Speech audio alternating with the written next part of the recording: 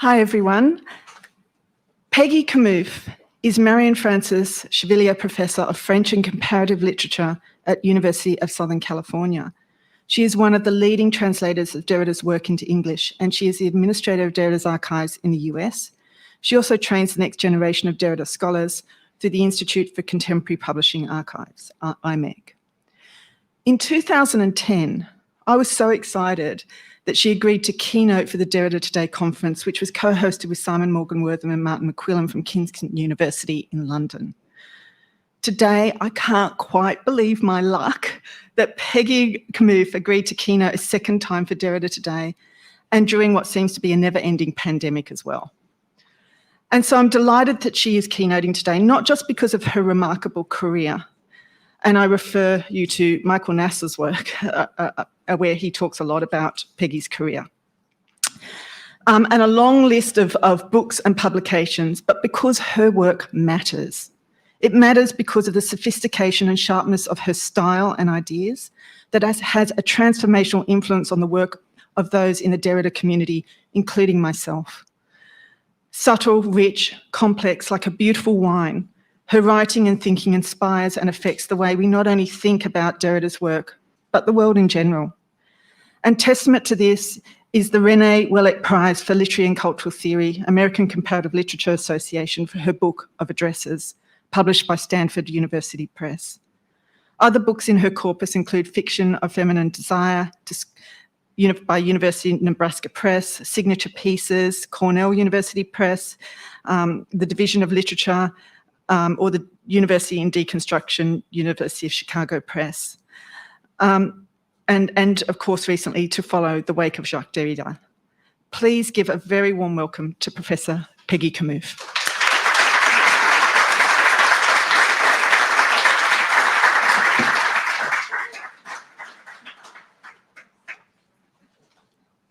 Gosh, Nicole, that was over the top.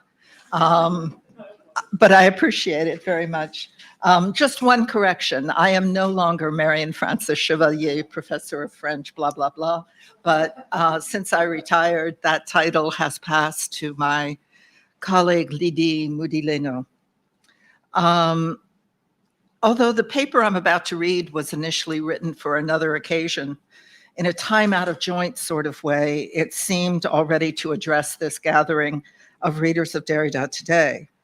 The first occasion was a conference in Madrid on Derrida and Heidegger, which took place in October 2019. And that turned out to be, it will have been, by the foresight of the anterior future, my last journey outside the US before the pandemic lockdowns took effect. A suspension hold was then put on everything, as you remember, in particular on the Derrida Today Conference, and in still more particular, on the panel Thomas Clément Mercier, ici présent, someplace, Thomas, the panel that Thomas was organizing with my agreed participation. Oh, I forgot to change my glasses, okay. The theme of that panel, Life Power, was thus already in prospect when, as you were going to hear, I revisited moments of Derrida's reading of Walton, Puissance, Power, in Heidegger, in The Beast and the Sovereign, the second volume. But there is address to readers of Derrida here or there, but if there is address to readers of Derrida here or there today, if it is a general address, what's called a keynote address, then the key to that generality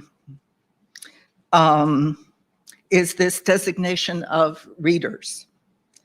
We assemble, don't we, as readers of the Derrida text in all its vast extensions, in all its vast dissemination of differences. Allow me then to latch on to this key and to wonder out loud for a short while about readers and reading, while doing so in the company of Derrida as he reflects on reading, his reading and reading in general, but also as he practices it or undergoes it. Derrida reader Derrida, comma, reader, could have been the title for this talk, which might have allowed us to register the near anagram in English of that proper name, rewritten as our common noun, we readers of Derrida Today. So my title is, well, sorry, it's not up there.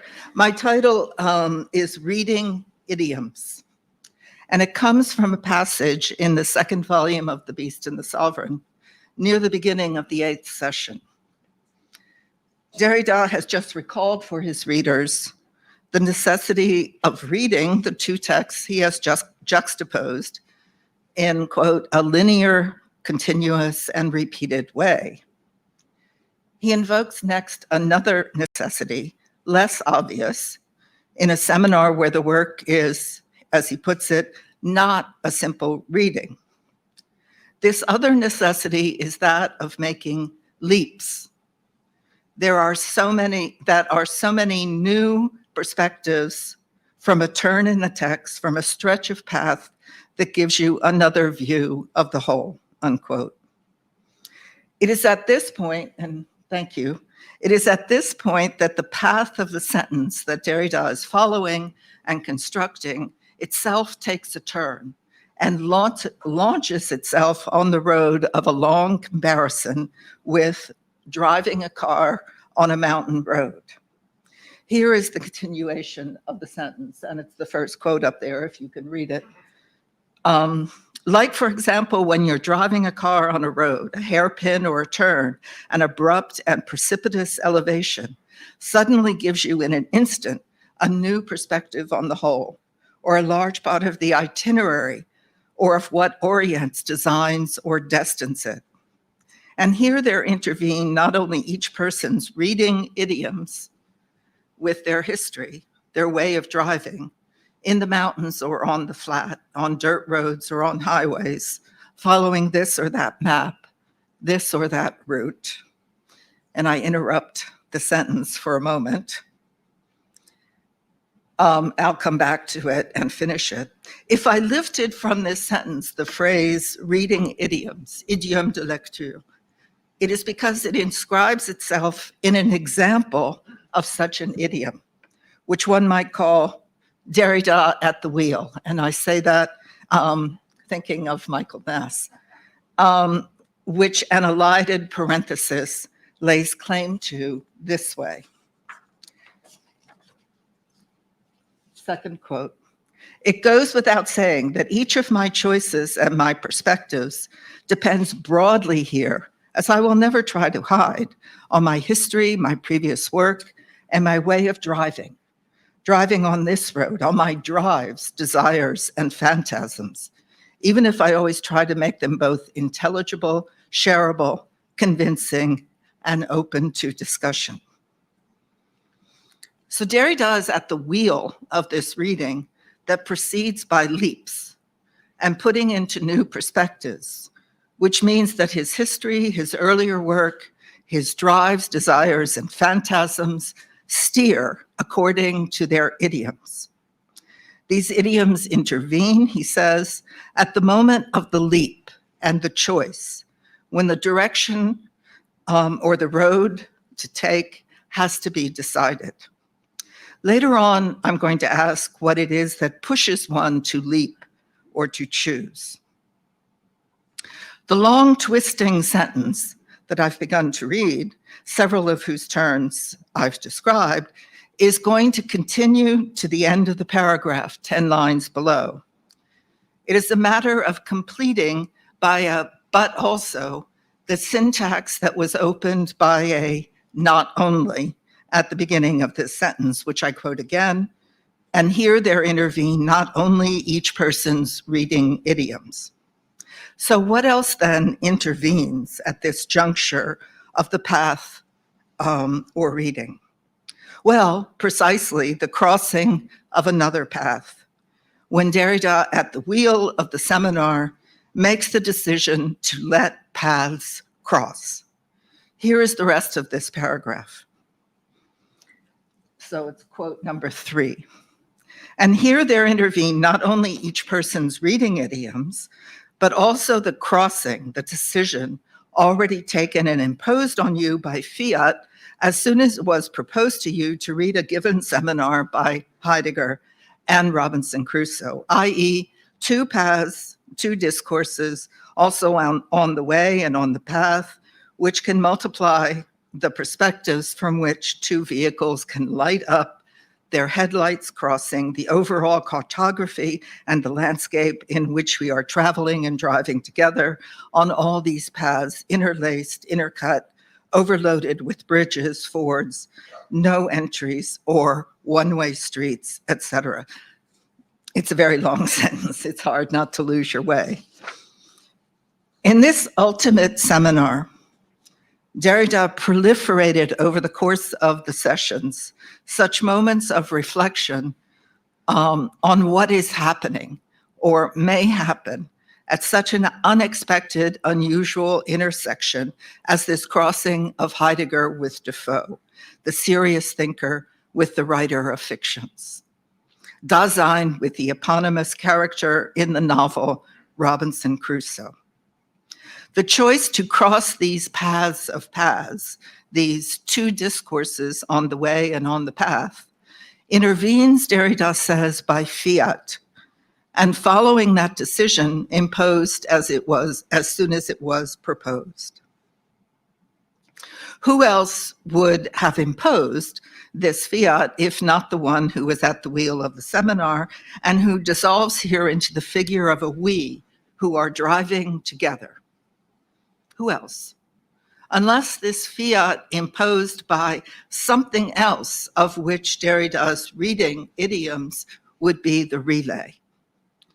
But there again, the question may be asked, what is pushing, what is driving this choice, the leap between two shores that are so distant from each other? The leap that throws a bridge between two such dissimilar texts gives its momentum to the seminar itself, where precisely it will often be a question, as we will see, of leaps. Not only does this figure return several times along Derrida's path, but it marks strong moments in the reading of the two principal texts by Heidegger and Defoe. First of all, however, it is in a reading of Kant that Derrida insists on a certain leap, executed by reason when it must orient itself among invisible things in the supra-sensible. Derrida summarizes the passage he is reading of this text by Kant with the essay, What is Orientation in Thinking? And then he takes a further step or leap. This is quote 4. The point then is to extend the always, you're going to have to go on to the next page, sorry about that. The point then is to extend the always subjective but sensory principle of orientation to the right of reason, the right of the need proper to reason to orient itself in thought on the basis of a principle that is always subjective, of course. Next page, I think. But this time carried beyond the sensory field and into the black night of the suprasensible, and thus the invisible, the met-empirical. This leap into the night, the leap of right on the basis of need, is an infinite leap, an infinite extension. Derrida arrived at this leap in Kant by following Heidegger's choice of a path when faced with the aporetic question, was ist Welt? What is the world, or what is world?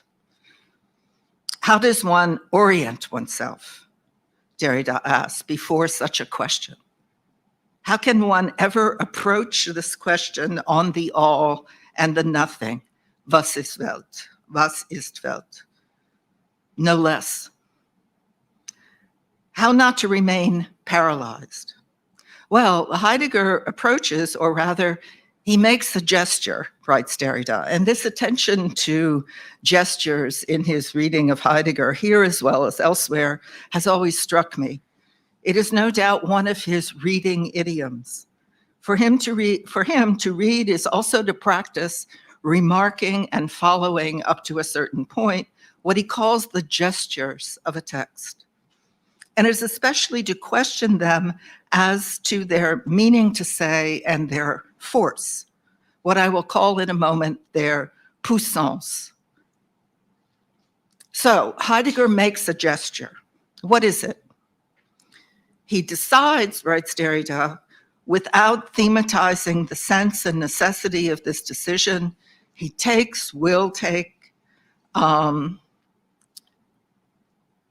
will have taken the decision to make the gesture that consists in determining the difficulty or the aporia as the figure of direction, the path to be taken. Earlier, Derrida had underscored this choice, this gesture, or this leap that remains unreflected by Heidegger, Derrida remarks. Just as he remarks here that Heidegger does not thematize the sense and necessity of this decision. It is precisely as unreflected and unthematized that the gesture makes a gesture and gives itself to be read as such. We will see later the scope of this figure of the leap in the seminar's reading of Heidegger. But before getting there, two other leaps are marked or quoted on Derrida's path. In Defoe, first of all, even though, as with Kant and Heidegger, apropos his gesture of choosing a path, it is Derrida who introduces the term leap, saut in French. And I would even say he forces it on the text. In question here is the passage where Robinson is congratulating himself for his invention of a wheel, precisely, with which to turn his pottery. After having quoted this passage, Derrida comments, and this is quote number 5. A wheel produces these pots, which are his work, not only better and more easily, but infinitely better and more conveniently, which means, and it's true, that there is an infinite leap between, on the one hand, any instrument, any tool as an extension of the body, and on the other, the autonomous machine called a wheel, which does without us in finishing and rounding things off perfectly. The leap and the rupture in the production of the prosthesis are absolute. So here is another infinite leap, not into the night of the supersensible as in Kant, but a technical leap beyond the body, extended by a prosthesis toward the autonomous machine. Robinson thus retraces a leap in this history of technology. At least Derrida leaps on this scene in order to bring out the sense of a leap. As for the other leap, it is found in a quotation, and Derrida does not remark on it in particular. It is a long passage from Thomas l'Obscur by Blanchot, quoted in the eighth session, alongside other long passages from Maurice Blanchot, 2 days after the cremation of this writer, at which Derrida had been present. In this passage, Thomas faces up to the void, and the word void or vide returns insistently in these lines. He faces up to the void and to the impossibility of dying. It is then that the narrating voice compares him to a man who is trying to hang himself. So this is quote number 6, and it is Blanchot, quoted by Derrida in this session. Like the man who hangs himself, having pushed away the stool on which he was still standing, the last shore, instead of feeling the leap he is making into the void, feels only the rope that holds him, held to the end more than ever attached, bound as never before to the existence from which he would like to detach himself. Thomas, too, at the moment at which he knew himself to be dead, felt absent, quite absent from death. So Derrida does not comment on this other infinite leap, the impossible leap into the impossibility of dying. He thus lets resonate the void that subtends any leap, whether or not it is suicidal. But let us come now to the juncture in his seminar where Derrida blows up the very figure of the leap in its difference from another step. He is reading, commenting, translating, and/or interpreting, or all those things at once, paragraph 73 of Heidegger's seminar, The Fundamental Concepts of Metaphysics, where it is indeed question of a certain leap, of an Absprung. So literally this time, Derrida does not have to introduce the word, except changing language. Heidegger is speaking of the possibility, the Möglichkeit, of the either true or else false, in which consists the essence of the logos. One must grasp this, says Heidegger, so as to find the place from which to leap backward toward the origin, the Ursprung. Once again, Derrida leaps on this leap, this Absprung. So this is quote number 7. The essence of logos, recalls Heidegger, depends on the fact that in it resides the possibility, Möglichkeit, of the either true or else false, or the not only positive but also negative. This possibility is the internal essence of logos. It is only if we grasp this that the leap, Absprung, the jump or the jumping off point of the jumper, the high jumper or the parachute jumper, the Absprung, which will lead us to the Ursprung, to the origin. Here, to the origin of the logos, operates. We still have here the figure of the path, even the circular path, with a step backward, Schritt zurück, or a leap, a jumping off point. We will be able to move backward toward the origin. The step is a leap, always. Every step leaps. The difference between the step and the leap is difficult to grasp. Every step is a leap. Here we're dealing with the backward step of the leap, or the jumping off point, Absprung, of the logos. And this jumping off point, the place for jumping, Ort des Absprungs, is the internal essence of logos as co-originary possibility of the true or false, the positive or the negative. End of that quote. Okay. Thank you, Julian. You're great help. So the step is a leap, always. And this sense is immediately repeated as every step leaps. And then again, every step is a leap. So 3 times in the course of those 2 lines. This categorical affirmation and reaffirmation is called up by the occurrence of the figure of the Absprung in this passage, where what interests Derrida and draws his suspicion is the passage precisely, the step taken between possibility and power. That is, between Möglichkeit and Vermögen. A passage facilitated by their common root, mögen.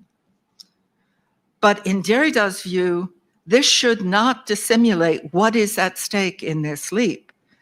Not backward this time toward the origin, but forward toward a power of Dasein alone to relate to beings as such. Derrida remarks this other leap between possibility and power, between Möglichkeit and Vermögen, as what Derrida wanted to pass off as a simple, did I say Derrida again? As what Heidegger wanted to pass off as a simple translation or explication. So this is quote number 8. And then with the leap, and as we can rightly say here, and at this point Derrida recognizes that when he's been speaking of leaps, it hasn't always been literally in the text, but this time here it is in Heidegger as Absprung. As we can rightly say here, Heidegger moves from possibility to power as though he were merely translating and making explicit Möglichkeit.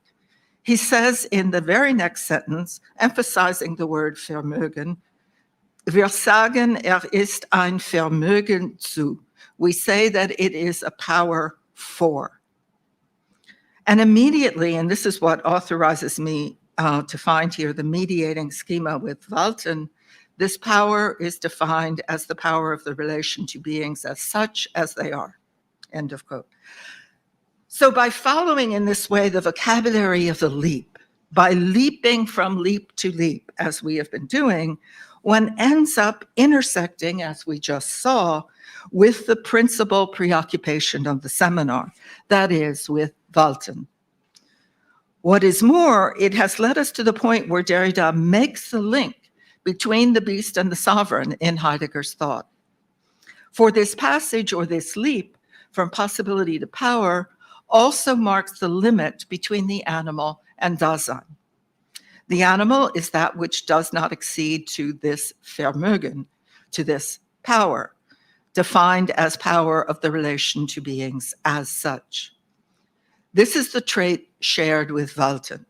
Some 10 pages later, after having remarked a similar passage in Lacan from possibility to power that marks the difference with the animal, Derrida returns to Heidegger and highlights the question of, and this is quote 9, what is happening here when the power of as such, when the ontological difference comes to be possible and to accord a power, to accord itself a power, to accord itself with a power and a power to relate to it, Vermögen, Verhalten. Parenthetically, I'll just add, I find this sentence fragment, especially in French, this sentence fragment has an extraordinary syntactic, rhythmic, semantic, but also philosophic and poetic force. And opening a new paragraph, Derrida writes, quote, this is where the word Walton appears, unquote. That is, it surgit, it suddenly appears or looms up. It's a surgissement, a looming or surging up. The word looms up, where a power gives itself sovereignly the force to leap between possibility and power, which is the power to relate to itself, to ontological difference. Much earlier in the fourth session, the same word, surgir, qualifies the difference made between being and beings, the difference that is said to surgir, spring from a certain Walton. Once again, Derrida is speaking of the animal, such as Heidegger describes it. This is quote 10. What the animal is lacking is not supposedly access to the entity, but access to the entity as such, i.e. that slight difference between being and beings that, as we shall see, springs from, surgit de, what can only be called a certain Walton. At the point of this looming, rising, or surging up, there is thus access to ontological difference, to a power that not only does not belong to the animal, but that designates, quote, a sovereignty so sovereign that it exceeds the theological and political, and especially onto-theological figures or determinations of sovereignty. The beast and the sovereign, in sum, divided by a blow or a leap of Walton. Perhaps I am associating too freely this surging up of Walton with leaps, with that propulsion toward or over or between that will have given this seminar its so very singular form.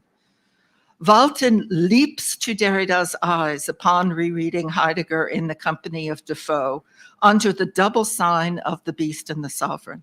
And Walton constitutes the most continuous and insistent guiding thread across the 10 sessions, of which only one, the sixth, makes no mention. Derrida repeats more than once that the common French translations of Walton are insufficient And he underscores that the word remains untranslatable. For example, in the fourth session, again, after having said Walton is a force, he adds during the session, I put the word force in quotation marks because it does not satisfy me any more than the word violence. And here is another similar remark from very near the end of the seminar, quote 11.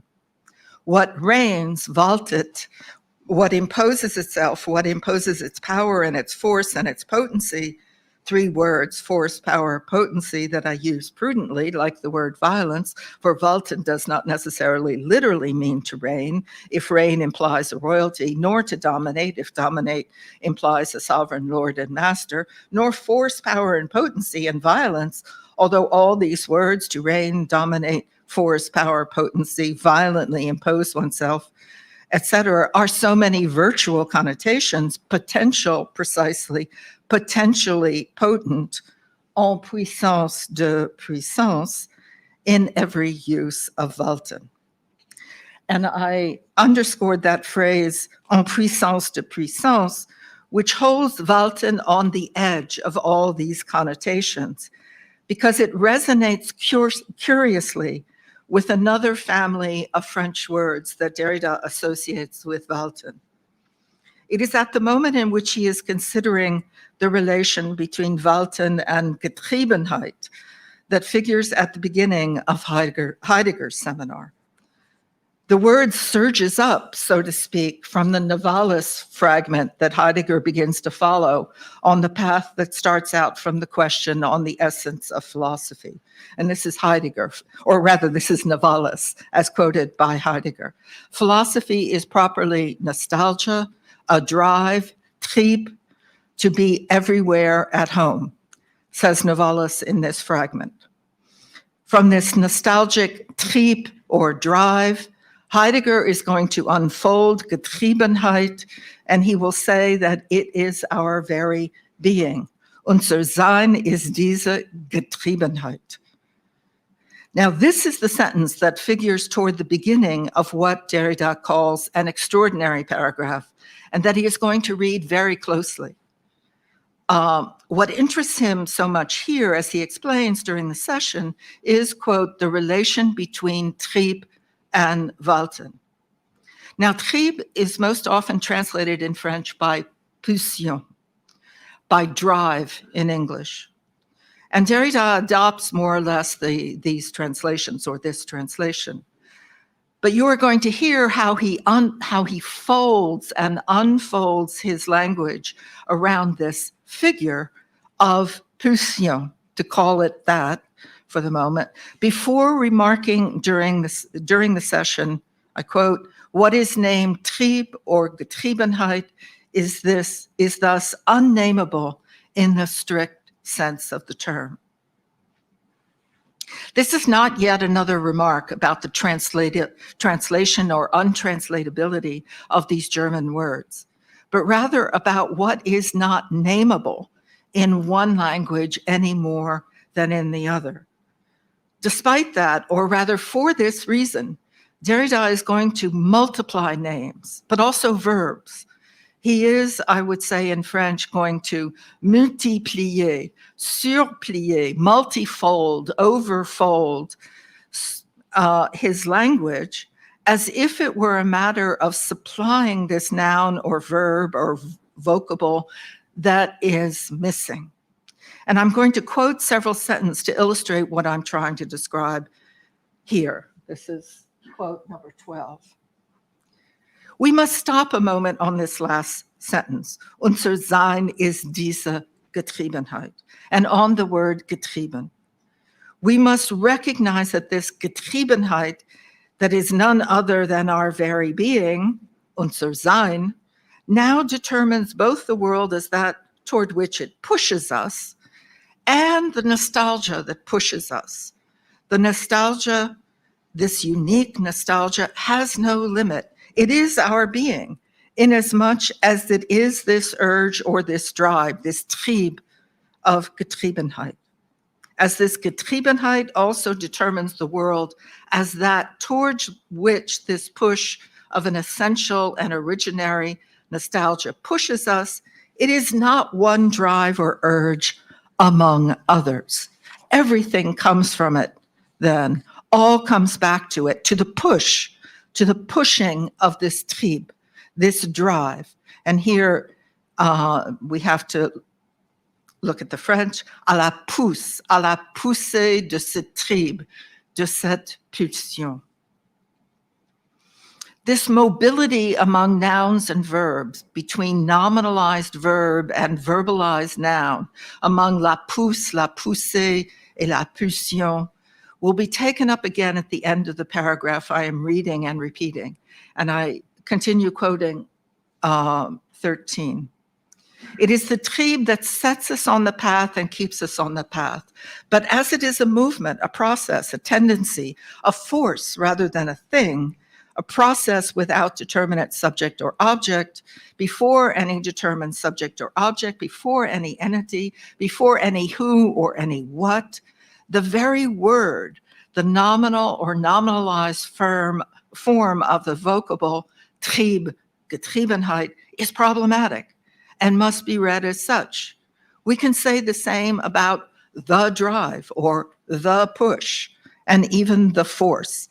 It pushes, ça pousse, but where it pushes, there is not yet either drive or push or pulse or being pushed or a being doing the pushing.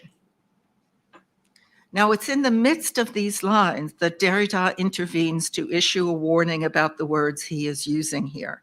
Trieb and Getriebenheit, but especially force, concerning which he remarks, this is why I am hesitant to translate it as the force. It is not the force either, but a forcing, a forcement, an enforcing. And that in French is un forçage, un forcement, un efforcement. It is not a force in the substantial, subjective, or objective sense of the word. So notice how he is forcing the noun force out of its substantive state toward the nominalized verb, a forcing, a forcement, and an enforcing, that would be neither subjective nor objective, neither action nor passion, but perhaps something like that third voice, with which Derrida forged or exploited numerous nouns into his objects of thought, beginning, of course, with différence, but also aimance, arrivance, errance, among many others. Thus, the word poussance might have assumed a place in this series. Not puissance, power, potency, but la poussance of trieb and of Walton, of what puts all beings on the way, according to Heidegger. Physis itself, there where everything grows, that is, pousse and dies. Or rather, not la poussance, but merely de la poussance, with the partitive rather than the definite article. I like to think that Derrida would have accepted the word. But it is the recurrence not of trieb or Getriebenheit, but of Walton in all its forms across Heidegger's oeuvre that keeps Derrida's attention during the seminar. 3 times he remarks that the frequency of this word and word family has passed more or less unnoticed by readers of Heidegger. As he puts it, this is a recurring word that, in my opinion, is given too little attention in Heidegger in general. As he says at one point in the second session, where he begins his reading of this recurrence. And much later, the second time he makes the remark, after having signaled that, quote, this is where the word Walton appears, surgit, he adds that this word is, quote, scarcely noticed by all the readers of Heidegger I think I know. As for the third occurrence of this remarking of the non-remark, it's not far from the end of the seminar, when Derrida makes a kind of confession to his listeners. And this is quote number 14. As you see, late in my life of reading Heidegger, I have just discovered a word that seems to oblige me to put everything in a new perspective. And this is what happens and ought to be meditated on endlessly. If I had not conjoined in one problematic the beast and the sovereign, I wager that the force and organizing power of this German word that is so difficult to translate, but that informs, gives form to the whole Heideggerian text, would never have appeared to me as such, any more than it has appeared to my knowledge to others. It's a kind of confession, I said, but at stake is also a certain wager. This wager wagers actually nothing, since luck will have already played in favor of the wagerer. I paraphrase, here's the wager. If I had not forged this double problematic of the beast and the sovereign, I wager that I would not have remarked the organizing power of Walton in the Heideggerian text. That is, if I had not done what I did, I'm paraphrasing now, if I had not leaped between the beast and the sovereign, between Defoe and Heidegger, then I wager what has happened would not have happened. But, he says, this is what happens and ought to be meditated on endlessly.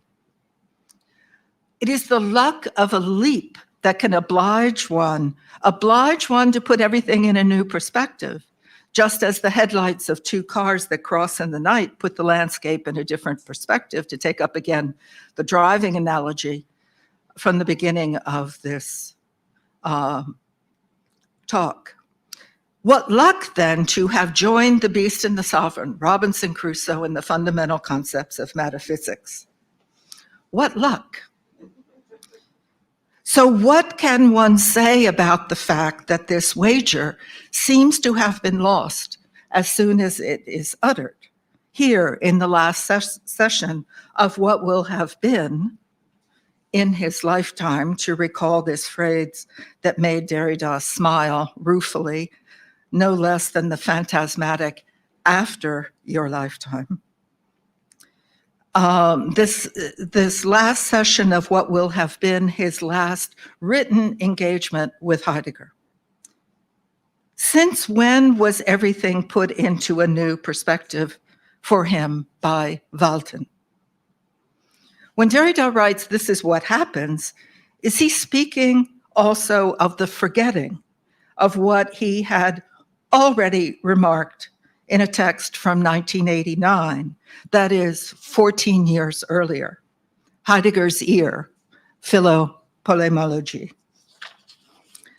Several times in Heidegger's Ear, Derrida underscores the insistence of Walton as that which dominates or reigns over Heidegger's discourse. For example, and here I'm quoting Heidegger's Ear, the last quote, "Very difficult to translate, Walton. Walton carries a weight all the heavier since, on the one hand, the word is inseparable from a certain polemos, and since, on the other hand, Heidegger makes of this word quite simply, at a certain point, the synonym of Anwesen in two words, presence, indeed of aletheia. The An of Anwesen, what makes come to presence this unfolding of a physis remaining, however, in itself, is the force or the violence of this Walton." And earlier in this same text, he remarks that Walton will have long commanded all the thought of the Heraclitean polemos as Heidegger interprets it. But perhaps as well, Walton will have long commanded everything in Derrida's reading of Heidegger. So the luck of the leap that puts everything in a new perspective from the unusual crossing of two paths will have been perhaps the chance of a forgetting. This is what happens and ought to be meditated on endlessly. Thank you.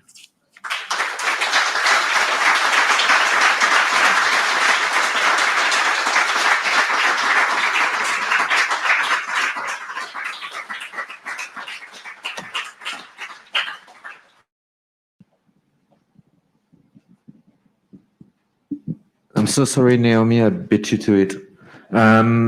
So thank you very much, Peggy. My question was a bit of another memory, and I wanted to know how your whole reflection on trieb, drive, pulsion, pousser, poussance could be maybe related to something you called quite a long time ago sexual drive in The Other Sexual Difference, which was already a reflection or reading of Derrida's reading of Heidegger. So, voilà. Oh dear. Well, first of all, thank you, Thomas. And I hope you understood this was my contribution to your panel, kind of displaced. Yeah, thanks for that. I kind of got on Derrida's case a little bit at the end about forgetting, but there you go. I forgot. Yes, did forget that neologism. I mean, I think there's a good likelihood one could trace some path between trieb, poussance, and sexual drive. Yeah. So maybe you'll do that someday. Good. We have Karen.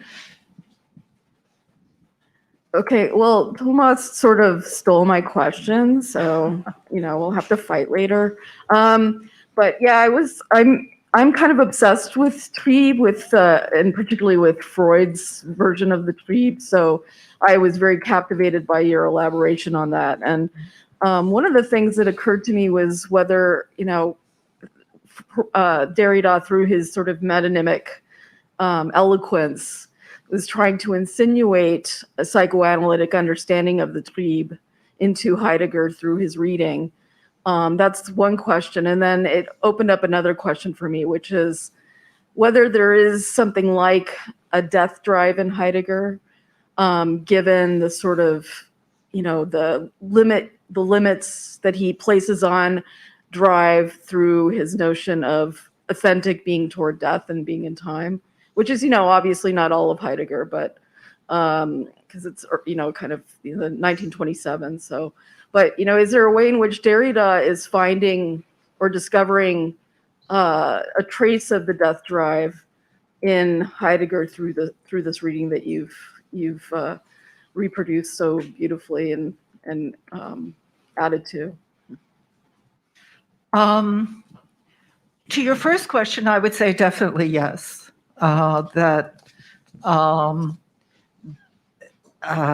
I can't recall, maybe someone else in the room can, the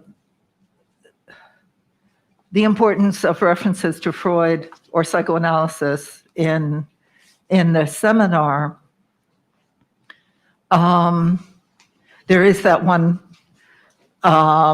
reference to Lacan that I mentioned, where Lacan makes the same distinction between human and animal, basically, that Heidegger's making. But as to your second question, I don't feel really competent to answer in any kind of at least assured way about a death drive in Heidegger and how Derrida might have wanted to bring that out here or elsewhere. Actually, I was reading, well, no, I shouldn't say that. It was about a paper that hasn't been given yet that I read in advance, so I don't want to ruin someone else's thunder.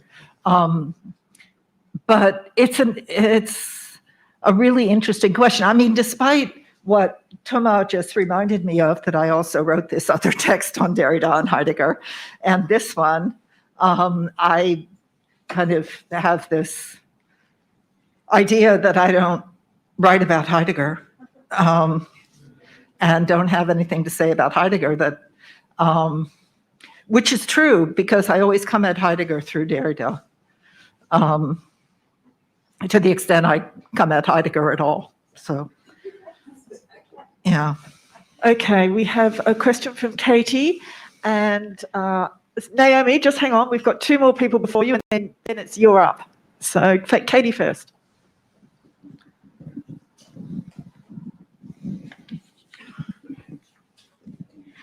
Peggy, that was totally awesome.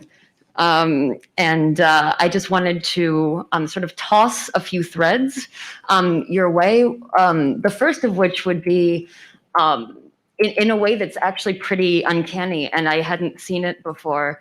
The passages on the leap here are, I mean, and you might have been thinking of this too, so close to the 84-85 seminar and what has now been published as Geschlecht 3, like the leaps of the reading and the leaps, yeah, and the interruptions and the turning back, and even arriving at a point where you get, I think what he there calls a not a survol, but something, right? Like that perspective.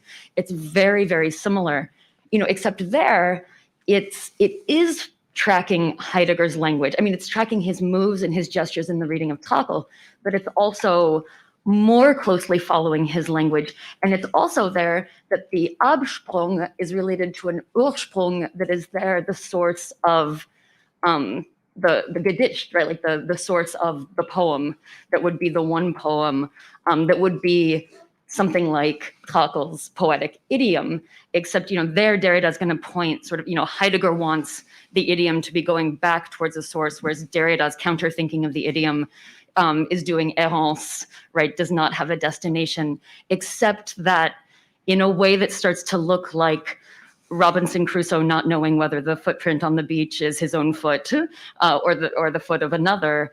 The leaps, the Derrida leaps and the Heidegger leaps start to cross each other and even become sort of indecipherable, right? So that would be one thing to think about, right? Whether the leaping, whether there can be sort of ultimately a way of deciding between the one and the other when Derrida is reading Heidegger. But just to sort of thread back in some of that Geschlecht stuff, and even it's interesting about the forgetting, at the very end of that text, that beautiful moment of the eclipse, where Derrida talks about the force of a text precisely, and there, I don't know to what extent that force could be put in dialogue with the poussance or de la poussance, right, that you're talking about. But the force of a text or of a reading is precisely its ability to sustain, going dark and returning, right, to sustain eclipses of, sort of disappearance and reappearance. And again, Heidegger, that encore Heidegger of that seminar.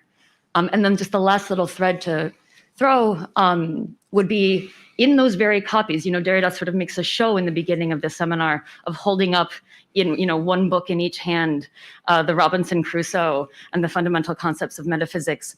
And what's remarkable is if you open those copies of his books, that the kind of reading idiom that you find there marked out or traced out is precisely a leaping from word to word, right?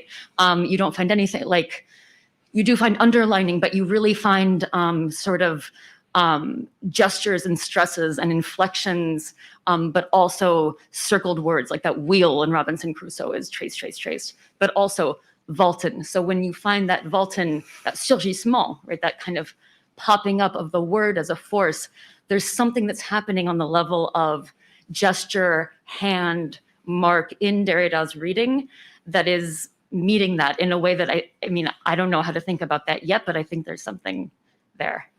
Anyway, sorry, that's just a lot. No, thank you for the talk.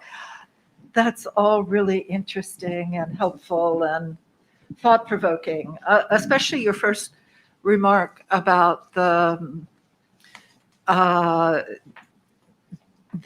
overlap with Geschlecht 3, which I will have to go back. There's another place that I've written about Derrida and Heidegger. It's true. But I've become really interested in the figure, I don't know what to call it, of leap and reading in leaps. And I think it's very common, and not just in Derrida. And yet Derrida acknowledges it, recognizes it, highlights it, foregrounds it, as if there were something a bit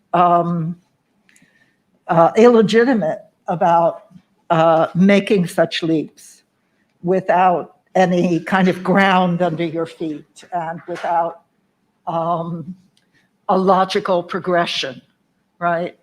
And a syllogism. But you're leaping, and it's wherever you land. And I think that happens in a lot of writers, actually. I mean, thinking of Cixous in particular. I think a lot about Cixous, but I think her writing also acknowledges that the force or the poussance of the leap. So as for the other points, yeah, we'll talk. Okay, so we have a question, in-person question, and then Naomi, you'll be up. Thank you very much for your lecture.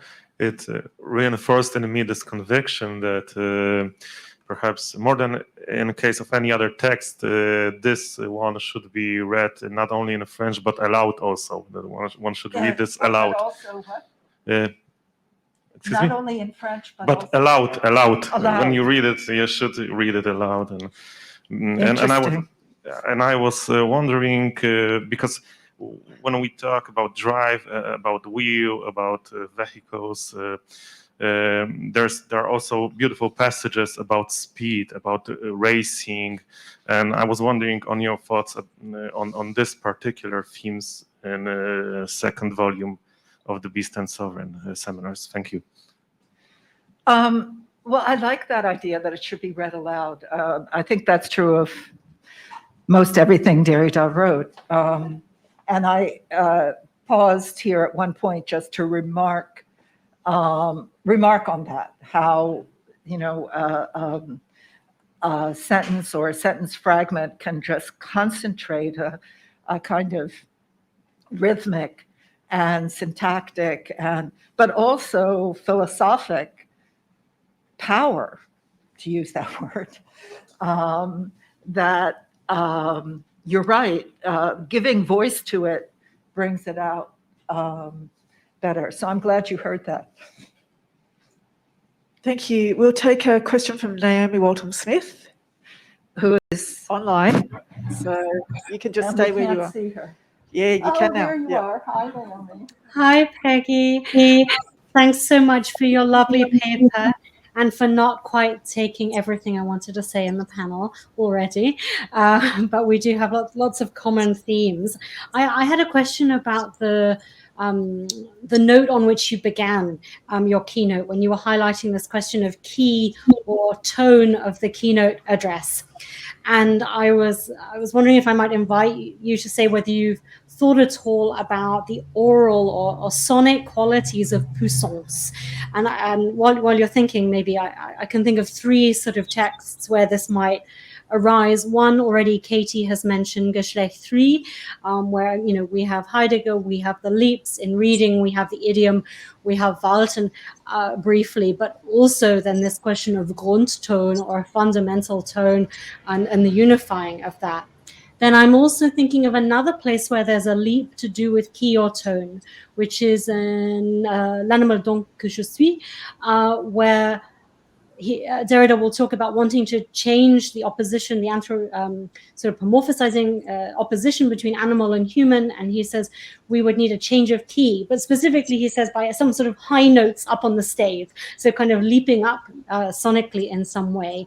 But the last one, and I guess this is what I'd really like to ask you about, is where pousser comes up in Cixous's writings, and specifically in Jour de l'Ain, where she talks about, she's talking about Celan's cello Einsatz, and she says, derrière la douleur, so translating hinter dem Schmerz, and she says, le poème pousse le poème, and there it is explicitly connected with the sonorous, she says, la douleur c'est qui chante, and there's also kind of a sense of it's the swelling up of something musical in the chest. I can't remember all of the details of this passage, but it's not the only place where Cixous will give a particularly sonorous resonance to this poussé. And so I guess it was an invitation given you are someone who's thought about orality a lot as well in these writers, whether you had thought about that connection at all. Thanks, Peggy. Well, that connects to the previous question, which I hope you heard. Oh, I have to speak. Huh? That connects to the previous question somewhat. Did I think about sonority, orality? I mean, I have to say, I mean, what is the key in a keynote? It was kind of my question. And I confess that I didn't think of musical key. However, now I do. No, that's good. It's strange. I mean, I think I've always thought of keynote as something like keystone, you know, the sort of what is holding everything together, which is, yeah, grandiose. But I do like the association to music, and you've just confirmed my intimation or my sense that Cixous is a rich place to look for both leaps, and I wasn't thinking of poussée and poussance, but now I am, thanks to you, and I will. Thank you. Peggy. Sorry, I'm not there.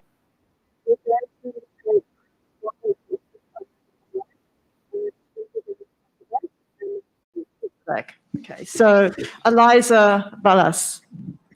So thank you, Peggy. It was amazing to have a chance to hear you, and I'm even about to maybe repeat some of the points of my colleagues that have been questioning you, but also I thought about Cixous, but maybe, and my question is more.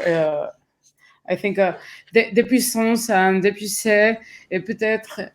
Maybe it's more related to a text, one text from Derrida, C'est la vie, that he wrote in relation with Alain Cixous. But even I'm thinking maybe, and I know that you're thinking about it, the poussée and the puissance. What about the question for the sexual difference between that? How can we think the relation between Cixous and Derrida and the difference they both made between la vie, la mort, for example, even that text, C'est la vie, and also Cixous, the latest text that she wrote, like the rêve and everything around the relation that she had with Derrida. So what about the question that we might right now pose in relation to the sexual difference with the poussée and puissance? Think about it in the middle of La Vie, la Mort. I know it's something that you're thinking about it, and it's everything came out right now. But I have been working lately with the question of sexual difference and the sexual. Also, Thomas had also put the question in the middle. So the question is, how can we think the la pousse, la puissance, or even the difference in it, about the sexual difference, not also in the sexual, but also in La Vie, la Mort? the difference that they both put it, you're also thinking about la vie, and you're always thinking about la mort, and the relation they always put in the middle of the thinking, on the middle of the writing. So the sexual sex and the text and everything, it's maybe something in the middle of la vie, la mort. I don't know, but that's something that came around my mind when I hear your paper, and also when my colleagues also put the questions all around the conversation. So that's it. Thank you everything to all of you, and for Lista, to you, Peggy, and nice to meet you. So to speak. Wow. Well, what these questions, your question, Naomi's question, all of the questions I've heard and not really responded to, except it's given me just a lot to think about, but especially makes me want to reread all the texts you're mentioning, as if what has happened is not really a new perspective, but there's some other angle to follow. And I mean, I think with Cixous, it's endless. And yeah, because her work is so enormous. The other thing is, I don't have electronic files of Cixous' work, so you can't do word searches. I mean, I have a few of them, but there aren't many available as far as I know. And it helps to be able to do word searches. I tell you, I mean, Beast and the Sovereign, I searched for so and leap, and and I remember Derrida once remarking that he wrote grammatology before there were word searches, and found all of these suppléments, suppléés, and et cetera, without the aids that we have now.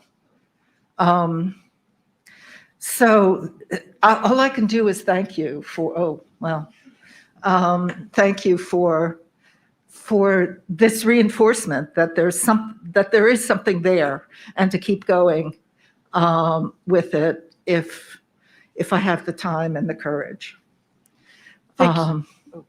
Yeah, that'll do. No, it won't. We've got 2 more questions. Is that okay? Okay. And then that's it. So we have one up the back here.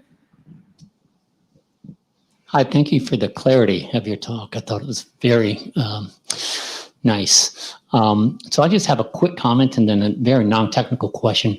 Another leap that you might consider too in this is the leap in time. As I recall, at the beginning of the seminar, he talks about how he hadn't read Crusoe in 50 years. And so it's a big leap to him to return to that text. But my other question has to do with when you say every step is a leap, I think of the foot, especially with Robinson Crusoe. So do you feel like these are leaps forward, leaps backwards, leaps sideways? Because when you're talking about Heidegger, you're usually talking about a circularity. And do you view these leaps as forms of dances? So, thank you. Thanks.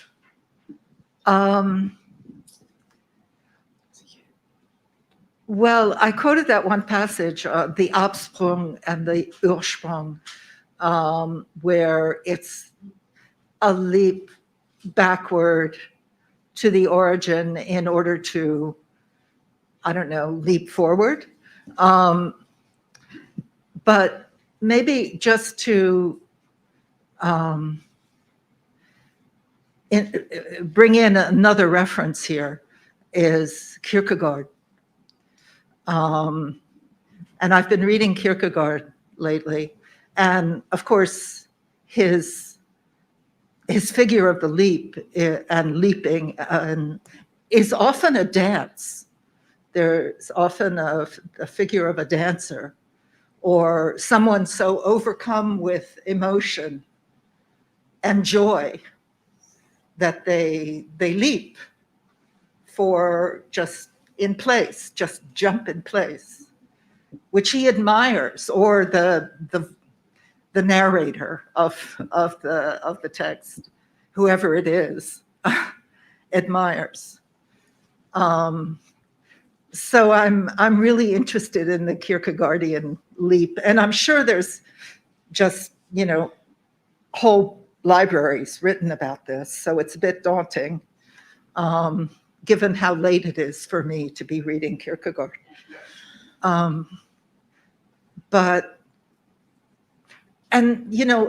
don't know what you all think about that insistence on every step is a leap. But it's rather striking. And the fact that he writes it once, and then I think he himself was struck by it. So he wrote it again. And then he wrote it a third time with even more emphasis, or more, it was more affirmative and categorical. And of course, that is how walking is described, as kind of continuous falling forward that you stop, right? And maybe it doesn't look like what we call a leap, but there's a kind of moment of indecision, or a moment of where everything could go awfully wrong, right? When you're up in the air or balanced on one foot. So you could understand it like that. But I think I haven't stopped thinking. I haven't finished thinking about that clearly. Okay, one last question. Thank you for the great richness of your talk. You recapitulated Vermögen as power, and another possibility would probably be Vermögen as wealth of multiplication, diversification, differentiation, which brings us back to ontological difference. So what do we make of Derrida's insistence to not abandon Weiten to neutrality? What does this imply for ontological difference and its violent resonances? Maybe there's something you could say about that. If there is, it doesn't come to mind. I'm sorry. And I'm going to beg off again by just an inability to kind of dive into Heidegger at large. But I'm sure you're right. I mean, obviously, these are key notions in Heidegger, and very powerful words that I'm sure he exploits in all sorts of ways.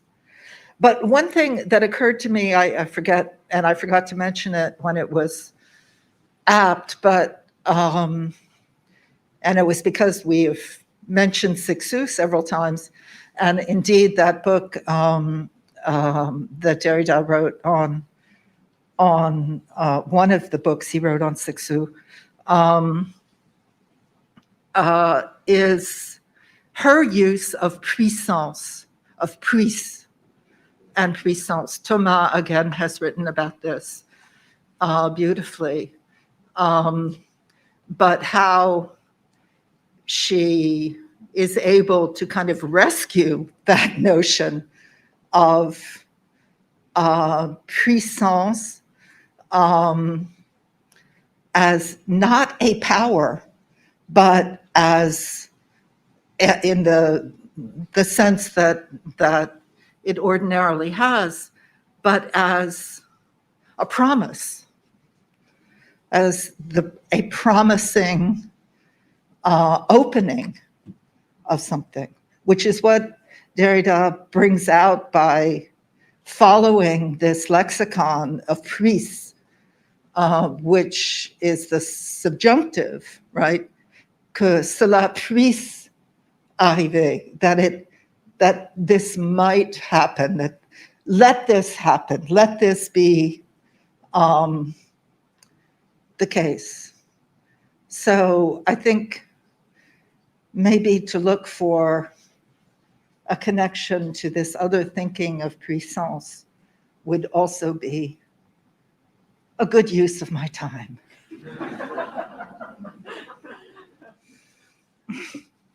Peggy, thank you so much. Look, and I'd like to present you with an Australian bottle of wine, all the way from Australia. Oh my gosh. Came in Julian's suitcase, and some chocolates. Wine, I hope. Wine, red. I hope you drink red. And some Australian chocolates with indigenous plants like lemon myrtle and quandong. So, thank you so much. Can we just all thank? That was such a nice thing to do. Thank you.